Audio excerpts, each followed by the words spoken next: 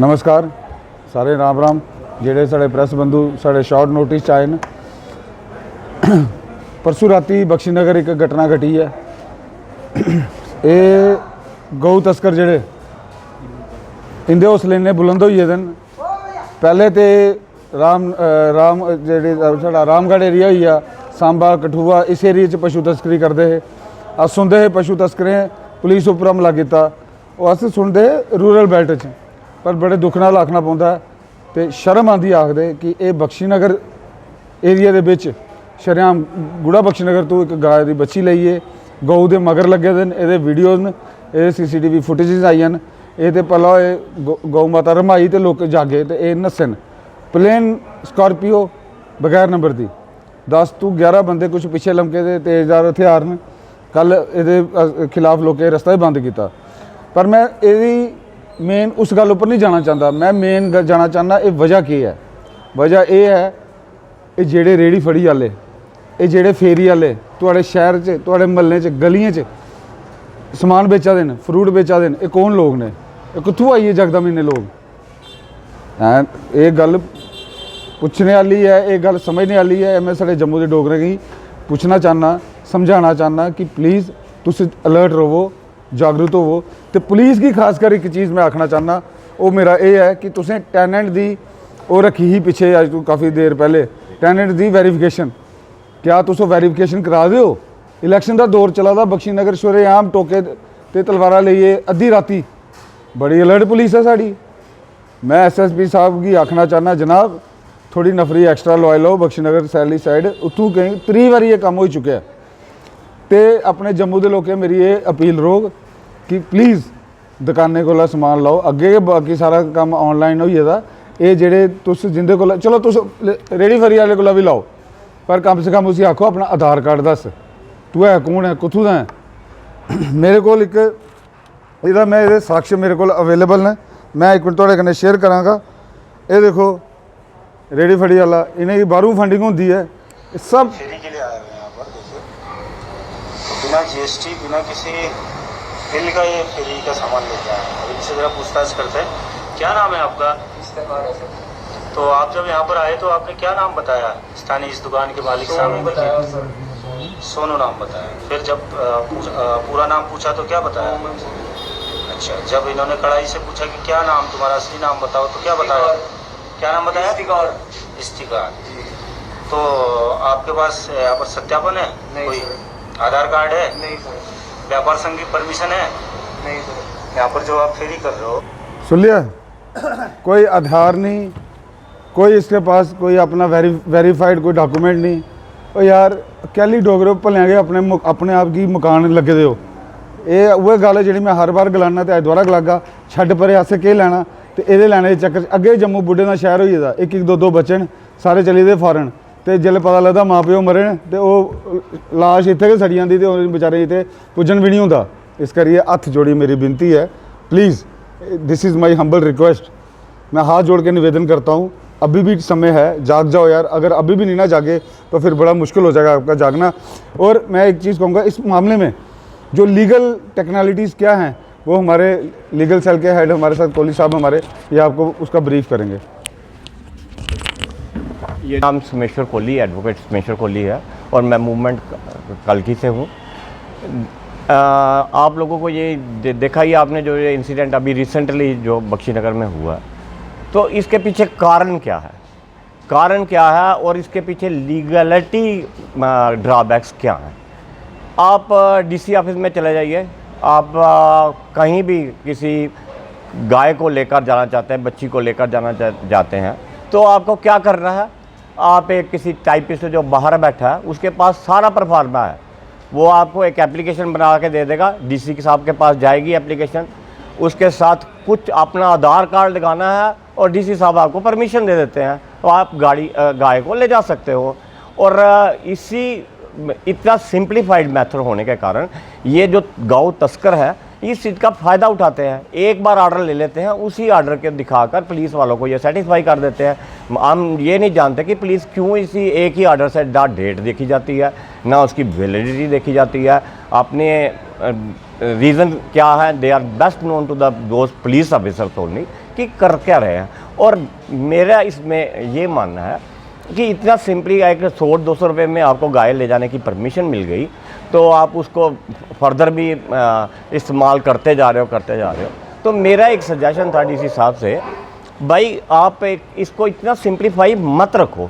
At least उसको जो permission लेने आया उसको 4 पैसे खर्चने पड़े, आप इसके लिए कर दो कि कम से कम जो परमिशन लेने आता है उसको एक करेक्टर सर्टिफिकेट पेश करना पड़े। करेक्टर सर्टिफिकेट में वो मेंशन हो कि whether he was earlier also involved in smuggling और नॉट, क्योंकि ये लोग, ये सिंडिकेट है, ये घूम फिर के वही लोग पकड़े जाते हैं। अब आगे मैं आपको बताऊंगा कोर्ट में भी क्या होता है, लेकिन उससे पहले यहाँ बता देता हूँ कि ये लोग सिंडिकेट है, वही बार बार पकड़े जाते हैं, वही लोग बार बार जो हथियारों से लैस है और एक समुदाय विशेष से भी कई बार होते हैं। वो मैं किसी पे इल्ज़ाम नहीं लगाता, कई बार हमारे समुदाय से भी लोग होते हैं उसमें इन्वॉल्व। तो लेकिन इस चीज़ का फ़ायदा उठाकर डीसी से परमिशन लेकर, तो क्यों ना हम ऐसा सिंप्लीफाइड मेथड को थोड़ा बना दें ऐसा कि डीसी साहब जब परमिशन दें तो उसके साथ वो एक बंदे का करेक्टर सर्टिफिकेट देखें कि whether he was earlier also involved in the such activities or not.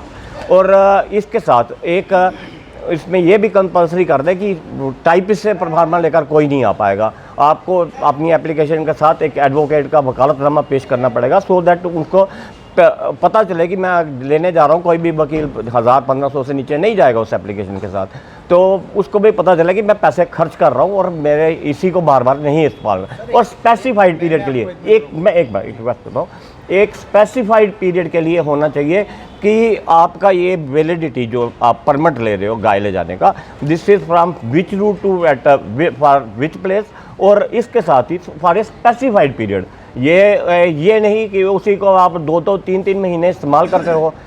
अब मैं कोर्ट की बात पे आता हूँ। अच्छा पहले आप बोल रही क्या कहना? कैंडिडेट जो नॉमिनेशन भरने जा रहा है उसको 10 गवाही लेकर आनी, बिल्कुल, फिर वो जाके फॉर्म फिल करेगा। तो ये जो गाय को लेकर जाने के लिए, तो ये ना इसी के किसी के गवाही की ज़रूरत है, ना किसी की, एक सिंपल आधार कार्ड चाहिए उसको।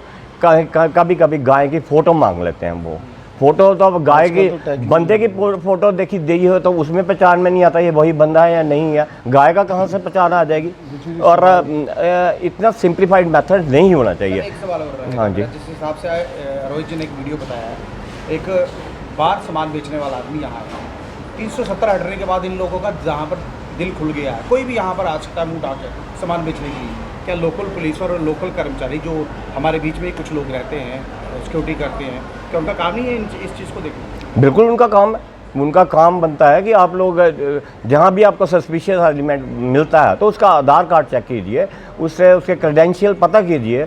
जो अगर आधार कार्ड किसी के पास नहीं है तो बाकी डॉक्यूमेंट तो हैं, वोटर लिस्ट है, राशन कार्ड है, कुछ तो उससे पता करो, so that it can be establish whether he is from state J&K state UT और he is from Indian citizen और ही इज़ ए रोहिंग्या और अदरवाइज आल्सो। बिकॉज ये रोहिंग्या जो हमारे पास आ गए हैं, यहाँ पर बसा दिए गए हैं, चाहे उसके लिए दोनों पार्टीज इन्वॉल्व है। और रोहिंग्या को देखिए, आप कोर्ट में जाते हैं, अगर जो पुलिस भी किसको बुक करती है, किसी रोहिंग्या के खिलाफ नहीं केस बनता, किसी ममियारी के खिलाफ केस नहीं रजिस्टर किया जाता। रजिस्टर किया जाता है जो लैंडलॉर्ड है, उसको फॉरेन एक्ट में आप ले लेते हो, उसको नहीं लेते। जो उसको डिपोर्ट करो ना, उसको क्यों नहीं डिपोर्ट करना? उसको डिपोर्ट नहीं करते, चलान पेश कर देते हैं मालक मकान के पास फॉरेन एक्ट के तहत, वो भुगत रहे हैं। अभी भी कुछ यहाँ पर झुग्गी झोपड़ी वाले जो लोग हैं, बिना आधार कार्ड, बिना किसी परमिशन के आ रहे हैं। क्या पुलिस के बार बार फरमान जारी करने के बावजूद भी उनके डॉक्यूमेंट? मैं आपको इंटरप्ट करने की माफ़ी चाहता हूँ, इसमें पुलिस डरती है, उनकी कॉलोनियों में जाने से डरती है। पुलिस को कहो 5 बजे के बाद, अगर 7 बजे के बाद रोहिंग्यों की कॉलोनी जो रेलवे स्टेशन के पास है, जो सतवारी में है, अगर घुस जाए पुलिस तो कहना, वो कभी नहीं डरते मारे गुस्से, वो कहते हैं वो तब मार पड़ती है हमें, पुलिस वाले कहते हैं नहीं जाते ही, कौन चेक करेगा? अब वो इतने पावरफुल हो गए कि हम लोगों में से कोई छोटी सी बात के लिए किसी को थप्पड़ भी मार दो तो पूरे टब्बर को उठा के ले जाती है पुलिस। तो वहाँ उनके आप एरिया में जाने में घुस रहे हो। तो इस तरह से मोबाइल स्मगलिंग कैसे रोकी जाएगी? अगर उनके मैं आगे बताता हूँ आपको। हमारे नो डाउट हमारे पास लॉ है कि जो पकड़ा जाता है तो उसको कोर्ट में भी पेश करना चालान के साथ, लेकिन जब कोर्ट में पेश किया जाता है वही पुलिस वाले जो हैबिचुअल ऑफेंडर्स को लेकर आते हैं, बार बार वही पुलिस वाले आते हैं उधर, और वो करते क्या है, खुद ही पढ़ाया जाता है उनको, खुद पढ़ा दिया जाता है कि भैया तूने क्या करना है, पैसे लगेंगे तेरे इतने, और तुझे कोई वकील करने की ज़रूरत नहीं, तुझे कुछ भी करने की ज़रूरत नहीं, हमने तेरे को एक पिटिशन राइटर के पास ले जाएंगे, पर्टिकुलर 2-3 पिटिशन राइटर है, वो वहाँ जाकर तूने एडमिट कर लेना है कि हाँ जी मैं वाइन स्मगलिंग में इन्वॉल्व था।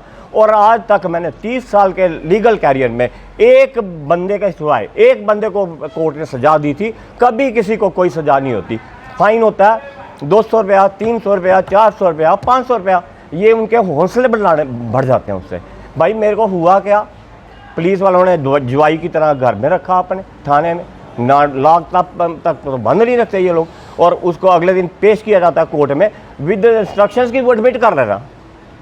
और मैंने एक जज साहब ने की थी किसी बंदे को सज़ा, उसमें वो जज साहब थोड़े सेंटिमेंटल हो गए, मैं I don't want to comment upon that, लेकिन जज साहब ने उसे कहा तेरे को 7 दिन की मैक्सिमम सज़ा दी, 7 दिन की एडमिट करने पर, क्योंकि इस लॉ में ऑप्शन है you have to face either the fine, you have to pay the fine और you have to go for an imprisonment. और हमारा कानून कहता है कि if there is any flaw in the law तो उसका बेनिफिट अक्यूज को जाएगा, तो वो अक्यूज फायदा ले रहे हैं, वो जुर्माना। लास्ट सवाल रहेगा मेरा सरकार को लेके, 7 लाख मैट्रिक टन जो गाय हैं वो रोज सप्लाई की जा रही है, बिल्कुल। और भारतीय जनता पार्टी के बड़े बड़े कारखाने हैं, क्या सरकार को कुछ कहेंगे? बिल्कुल कहना चाहता हूँ। देखिए अभी 10 साल से हमारे यहाँ हुकूमत की जा रही है, जो इनडायरेक्टली या डायरेक्टली गवर्नमेंट ऑफ इंडिया के द्वारा, भारतीय जनता पार्टी के द्वारा। अभी तक क्या आप लोग सो रहे थे? अभी तक आपने क्यों नहीं ऐसा कानून ला दिया J&K में कि डटर हो जाएं ये लोग, वाइन स्मगलर डटर हो जाएं भाई इन ऑफेंस को करने से पहले। अब जिस आदमी ने कमिट कर दिया कोर्ट में कि हाँ जी मैं इस वाइन स्मगलिंग में इन्वॉल्व हूँ, उसे 300-400 जुर्माना हो गया। जब वो बाहर आया मजे से, he will commit again that very offence. उसे पता है 400 रुपये में मैं आ जाऊँगा, अगर मैं सक्सीड हो जाऊँगा लेके जाने के लिए मुझे हज़ारों रुपये का फ़ायदा होने वाला है, तो वो इजीली मान जाते हैं।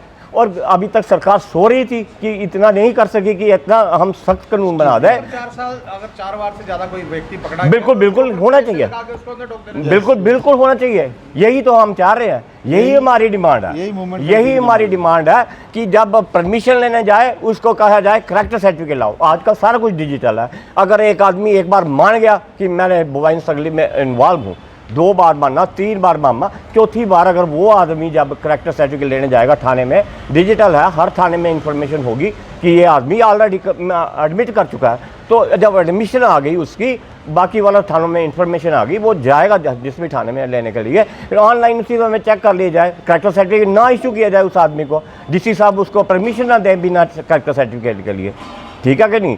तो इसमें ऐसा सख्त कानून होना चाहिए, लेकिन हमारी सरकार ने अभी तक नहीं किया। ड्यू टू हम कहते हैं चलो जी कांग्रेस या एक प्रीवियस गवर्नमेंट ने नहीं लिया, सिंपैथेटिक एटीट्यूड रखा किसी समुदाय विशेष के तरफ। लेकिन अब भैया आपको किसने रोका था? 10 साल आप हम पे हुकूमत कर गए, आप एक हमारे एक कहते हो कि हम इनके हितैषी हैं, हम लोगों के, तो फिर आप ऐसे कानून क्यों नहीं आपने चेंज कर दिए? आपने सोते रहे आप।